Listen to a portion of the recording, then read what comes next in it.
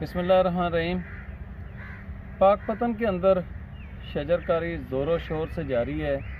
जहाँ पर हम पाकपतन शहर के अंदर एक बड़ा जंगल लगाने जा रहे हैं, उसके ऊपर आज से काम शुरू हो चुका है।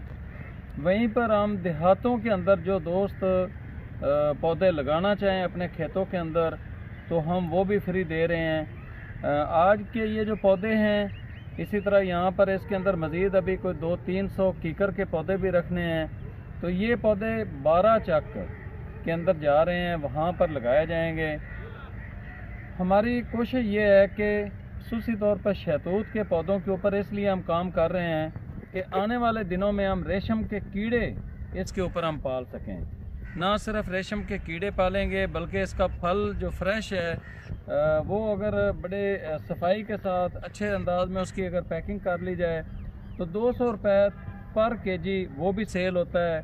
और अगर उन्हीं शहतूतियों को अगर खुश्क करके सेल किया जाए तो हकीम हजरात और उसके अलावा जो ये अदारे तूसिया बनाते हैं, शरबती वगैरह बनाते हैं, अद्वियात जो बनाते हैं, तो उनके लिए ये वो 800 से 1000 रुपये केजी वो भी लेते हैं। तो हमारी कोशिश ये है कि हमारे पाकपतन के अंदर लोग शहतूत के ज़रिए काफ़ी सारे पैसे कमाएं।